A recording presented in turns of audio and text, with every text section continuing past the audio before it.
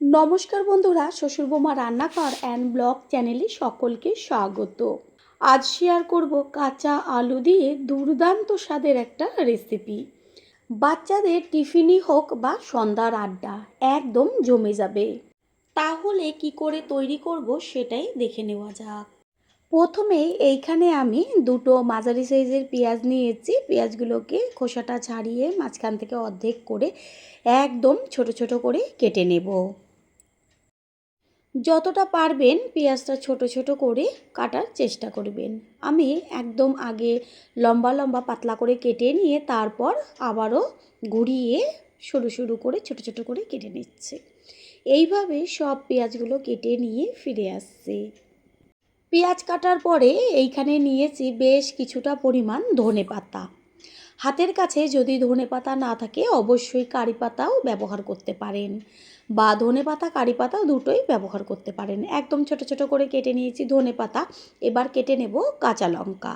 ঝালটা যে যেমন খাবেন সেই অনুযায়ী দেবেন। এইভাবে যদি কাঁচা লঙ্কা একদম পাতলা পাতলা করে কেটে দেওয়া হয়, যখন মুখে পড়বে তখন হেভি লাগবে খেতে। যদি বাচ্চারা খায় তাহলে লঙ্কাটা স্কিপ করতে পারেন। এবার এইখানে দুটো আলু নিয়েছি। একটা ছুলনি দিয়ে ভালো করে আলুর গায়ের থেকে খোসাগুলোকে ছুলে নেব। একইভাবে ওই আলুটার গায়ের থেকেও খোসা ছুলে নেব। এবার একটা গ্রেটারের সাহায্যে আলুগুলোকে গ্রেট করে নেব। এইভাবে যদি আলুটা গ্রেট করে নেওয়া হয় তাহলে একদম পাতলা পাতলা হয়, তাতে খুব ভালো হয়। আলু দুটো গ্রেট করে নিয়ে ফিরে আসছে। এইখানে গ্রেট করে নেওয়া হয়ে গেল। এবার জল পাল্টে পাল্টে 5 থেকে 6 বার ধুয়ে নেব।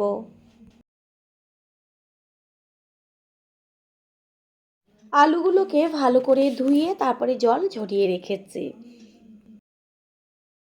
একটা বড় বোলের মধ্যে এবার গ্রেট করে নেওয়া আলুগুলো সম্পূর্ণটা দিয়ে দেব। তারপর দেব কুচিয়ে নেওয়া পেঁয়াজ। এবার দেব কুচিয়ে নেওয়া ধনেপাতা আর ঝালের জন্য কাঁচা পাকা লঙ্কা। দিয়ে দেব মেন যে উপকরণ সুজি।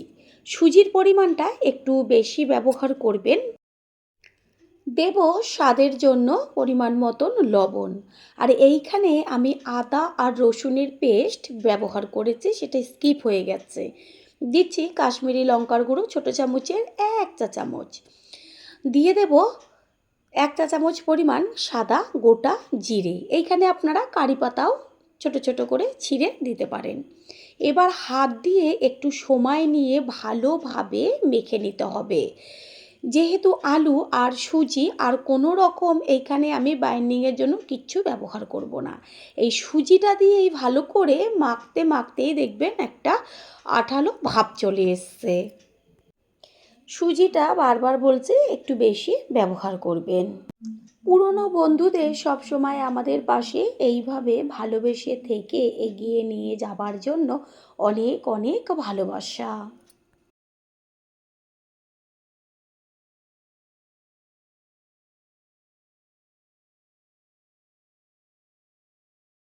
দেখাই যাচ্ছে যে আমি যতই মাখছি ততই বেশ একটা মাখা মাখা আঠালো ভাব চলে আসছে। ঠিক এরকমভাবেই একটু সময় নিয়ে ভালোভাবে হাত দিয়ে মেখে নিতে হবে। ভালো মতন মেখে নেওয়া হয়ে গেছে। এবার আমি বেশ হাতের মধ্যে করে কিছুটা অংশ নিয়ে তারপরে ভালো করে হাত দিয়ে গোল গোল করে এবার 2 হাতে পাকিয়ে চ্যাপ্টা করে নেব। আপনারা চাইলে চামচের সাহায্যে কিছুটা অংশ নিয়ে বেশ যে তড়কা প্যানগুলো হয় তার মধ্যে সামান্য একটু তেল দিয়েও এটা দিয়ে দিতে পারেন, সেটাও কিন্তু খেতে খুব ভালো লাগবে। তবে আমি একটু হাত দিয়ে পাকিয়ে দেখিয়ে দিচ্ছি। বন্ধুরা, আপনারা যে যেইখান থেকে ভিডিওটি দেখছেন অবশ্যই কমেন্টের মাধ্যমে জানাবেন। আপনাদের ধন্যবাদ জানাতে পারলে সত্যি আমরা ভীষণ ভীষণ আনন্দিত হব। যেমন আমার আগের ভিডিওতে কমেন্ট করে জানিয়েছে হালিশহর থেকে রঞ্জনা দিদিভাই, মিষ্টি রেসিপিটা দারুণ বানিয়েছো। তোমাকে ও তোমার পরিবারের সকলকে রঞ্জনা দিদিভাই অসংখ্য ধন্যবাদ ও ভালোবাসা। তোমাদের পাওয়া এরকম কমেন্টগুলো পেয়ে আমরা এতটাই উৎসাহিত হই পরের ভিডিওগুলো তৈরি করার জন্য। এইভাবেই সবগুলো তৈরি করে নেব। গ্যাসের ওভেনে কড়াই বসিয়ে তাতে দিয়ে দিয়েছি সাদা তেল। তেলটা ভালো করে গরম করে নেব। তারপর একটা একটা করে গরম তেলের মধ্যে গ্যাসের ফ্লেম লোতে রেখে ছেড়ে দেব। প্রথমবার যারা আমাদের চ্যানেল ভিজিট করছেন তাদের আন্তরিক শুভেচ্ছা ও অনেক ভালোবাসা। আমাদের এই রেসিপিগুলো যদি ভালো লেগে থাকে সাবস্ক্রাইব করে দেওয়ার অনুরোধ রইল ও পাশে থাকা বেল আইকনে ক্লিক করলে পরবর্তী ভিডিওগুলো সবার আগে আপনাদের কাছে পৌঁছে যাবে। এইভাবে নিচের পিঠটা কিছুক্ষণ ভেজে নেব। নিচের পিঠটা যখন দেখবেন হালকা একটু লালচে ভাব হয়েছে তখন উল্টে দিতে হবে উপরের পিঠটা হবার জন্য। ঠিক এইভাবে এপিঠ ওপিঠ করে দুই পিঠই খুব সুন্দরভাবে ভেজে নিতে হবে গ্যাসের ফ্লেম লো টু মিডিয়াম করে। কাঁচা আলু দিয়ে যে এত টেস্টি একটা রেসিপি তৈরি হয়ে যায় যেটা নাকি খাওয়ার পরেই বুঝতে পারবেন। সন্ধ্যাবেলা চা কফির সাথে একদম জমে যাবে। এটা সস দিয়েও খেতেও কিন্তু লাগবে দুর্দান্ত। ভাজাতে দুই পিঠই সুন্দরভাবে লাল হয়েছে। ঠিক এরকম লাল লাল করে দুই পিঠ ভেজে নিতে হবে। এটা ভাজা হয়ে গেছে, তেল ছেঁকে এগুলোকে তুলে নেব।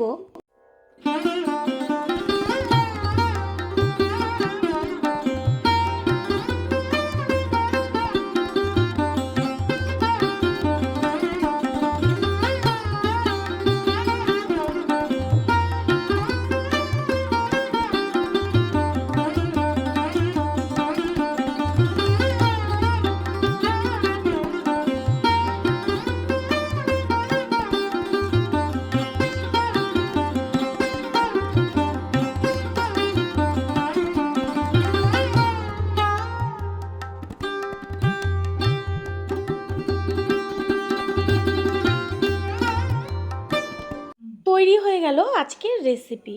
আশা করি রেসিপিটি ভালো লাগলো। আর যদি ভালো লেগে থাকে একটা লাইক, কমেন্টস, পারলে একটা শেয়ার করে অবশ্যই জানাবেন। আপনাদের করা লাইক ও লাইকের পাশে থাকা হাইপ আর একটা শেয়ার আমাদের কাছে অনেক অনেক গুরুত্বপূর্ণ। All friend, thanks for watching my video. আপনারা সকলে ভালো থাকবেন, সুস্থ থাকবেন। আবারও দেখা হবে অন্য কোনো রেসিপির এপিসোডে।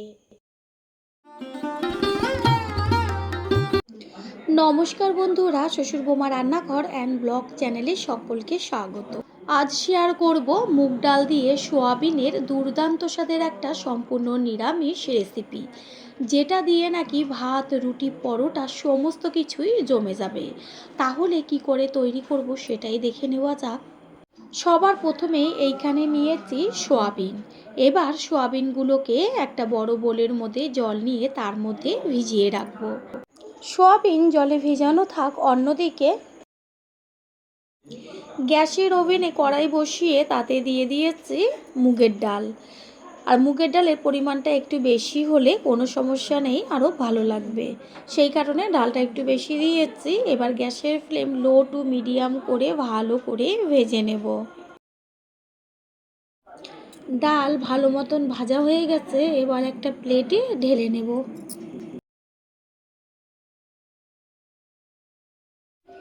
জলের মধ্যে সোয়াবিনগুলো ভালো মতনভাবে ভিজে গেছে, কত সুন্দর ফুলে উঠেছে, একদম নরম হয়েছে। হাত দিয়ে এবার জলটাকে চিপে চিপে সব সোয়াবিনগুলোকে তুলে নেব। সোয়াবিনগুলো জলের থেকে ভালো করে চিপে চিপে তুলে রেখেছি। আর এইখানে গ্যাসের ওভেনে কড়াইটা বসিয়ে তাতে দিয়ে দিয়েছি সর্ষের তেল। তেলটা গরম হয়ে গেছে। এবার গ্যাসের ফ্লেম লোতে রেখে এর মধ্যে দিয়ে দিচ্ছি ছোটো চামচের 1 চামচ পরিমাণ জিরে। আর দিয়ে দেব গোটা গরম মশলা, যেমন এলাচ, দারচিনি, জয়িত্রী আর হচ্ছে লবঙ্গ। দেব একটা শুকনো লঙ্কা আর 2টো তেজপাতা। ফোড়নটাকে ভালো করে ভেজে নেব। আর ফোড়নটা যখন ভাজা হয়ে যাবে, সুন্দর একটা গন্ধ বেরোবে, দিয়ে দেব 1/2 চা চামচ পরিমাণ হিং। যেহেতু সম্পূর্ণ নিরামিষ, সেই কারণেই হিংটা ফোড়ন দিলে দারুণ একটা গন্ধ আসবে। গ্যাসের ফ্লেম লোতেই থাকবে। হিঙের থেকে সুন্দর একটা মিষ্টি গন্ধ বেরোচ্ছে। এবার এর মধ্যে দিয়ে দিয়েছি হলুদ গুঁড়ো, কারণ এখন দেব চেরা কাঁচা লঙ্কা আর হচ্ছে গ্রেট করে নেওয়া আদা। তেলের মধ্যে কাঁচা লঙ্কা আর আদাটা ভালো করে ভেজে নেব। তেলের থেকে এত সুন্দর একটা গন্ধ বেরোচ্ছে। আদার কাঁচা লঙ্কাটাও ভাজা হয়ে গেছে। এবার দিয়ে দেব ছোট ছোট করে কুচিয়ে নেওয়া টমেটো। টমেটো তেলের মধ্যে ভালো করে ভেজে নেব যতক্ষণ পর্যন্ত টমেটোগুলো গলে না যায় আর কাঁচা গন্ধটা চলে না যায়। টমেটোটা তাড়াতাড়ি মজে আসার জন্য দিয়ে দিয়েছি পরিমাণ মতন লবণ, আর দিয়ে দেব ছোট চামচের 1 চা চামচ পরিমাণ কাশ্মীরি লঙ্কার গুঁড়ো। ঝালের জন্য তো কাঁচা লঙ্কা ব্যবহার করেছি। ভালো করে তেলের মধ্যে নেড়েচেড়ে নেব। এইভাবে যদি টমেটো আর লঙ্কার গুঁড়োটা একসাথে দেওয়া হয় এত দারুণ একটা কালার আসে, যেটা নাকি দেখলে পরেই জিভের থেকে জল পড়ে যাবে। সাথে দিয়ে দিলাম পরিমাণ মতন হলুদ গুঁড়ো। সব কিছু মিশিয়ে নিয়ে এবার এটা ভাজা হতে থাক।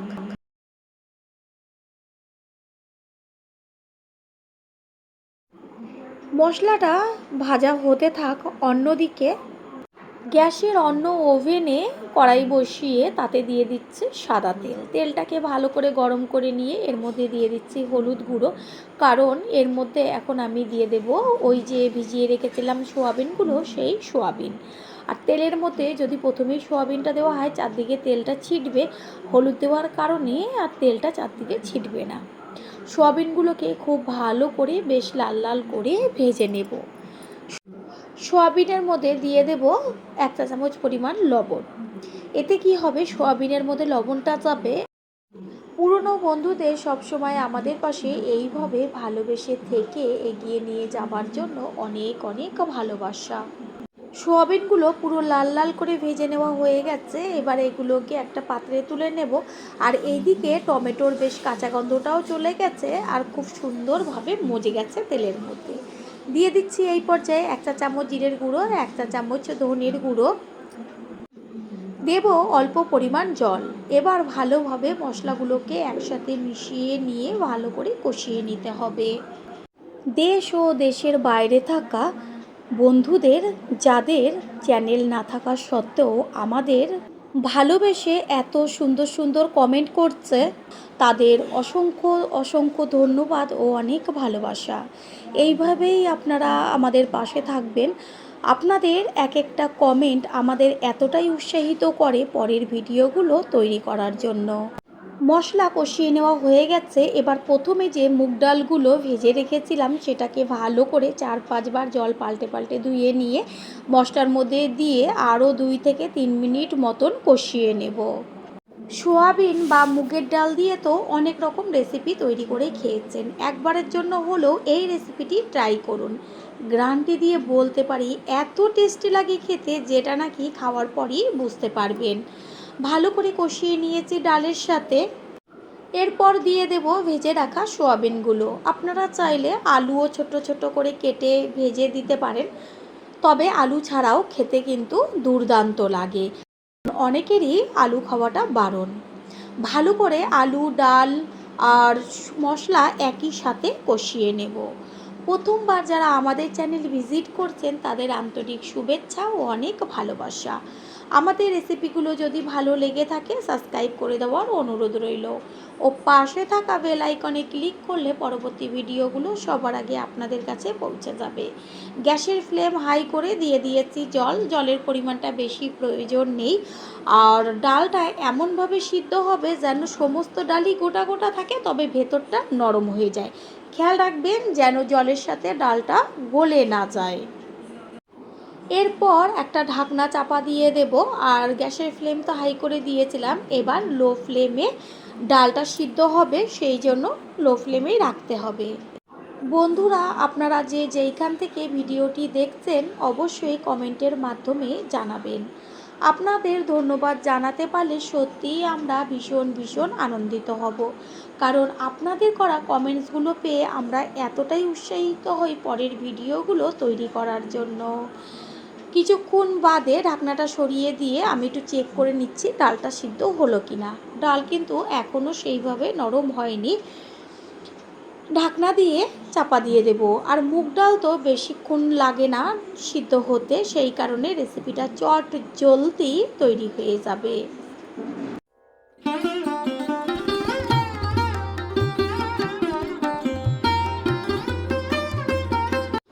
10 মিনিট বাদে ফিরে এসে কড়াইয়ের ঢাকনাটাকে সরিয়ে দিয়ে গ্যাসের ফ্লেম হাই করে খুন্তি দিয়ে নেড়ে চেড়ে নেব। চেক করে নেব ডালটা হলো কি না। দেখিয়ে দিচ্ছি ডাল একদম সুন্দরভাবে নরম হয়ে গেছে, তবে প্রত্যেকটা ডালই গোটা গোটা রয়েছে। ভালো করে নেড়েচেড়ে মিশিয়ে নেব। এবার এর মধ্যে দিয়ে দেব ছোটো চামচের 1 চা চামচ পরিমাণ গরম মশলার গুঁড়ো। গরম মশলার গুঁড়োটাকে সম্পূর্ণটা ভালো করে নেড়েচেড়ে মিশিয়ে নেব। রেসিপি একদম তৈরি হয়ে গেছে, আর 1.5 থেকে 2 মিনিট মতো রান্না করে নিলেই হয়ে যাবে। বেশ এরকম অল্প ঝোল থাকা অবস্থাতেই গ্যাসটা অফ করে দিতে হবে, কারণ এটা যখন ঠান্ডা হবে তখন অনেকটাই জমে যাবে। আবার ঝোল পাতলা রাখলে ভালো লাগবে না, বেশ গামাখা হবে, সেটাই কিন্তু খেতে টেস্টি হবে। রেসিপি একদম তৈরি হয়ে গেছে, গ্যাস অফ করে দিয়েছি। এবার সবশেষে দিয়ে দেব 1 চা চামচ পরিমাণ গাওয়া ঘি। ঘিটা দেওয়ার পরে মিশিয়ে নিয়ে একটা ঢাকনা চাপা দিয়ে দেব।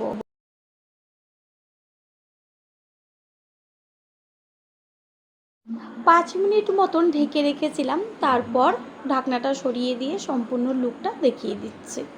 কত সুন্দর লাগছে দেখতে, দেখা মাত্রই জিভের থেকে জল চলে আসবে। তৈরি হয়ে গেল আজকের রেসিপি। এবার একটা পাত্রে তুলে নেব।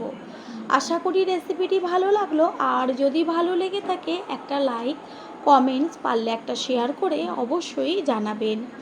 আপনাদের করা একটা লাইক ও লাইকের পাশে থাকা হাইপ আর একটা শেয়ার আমাদের কাছে অনেক অনেক গুরুত্বপূর্ণ। All friend, thanks for watching my video.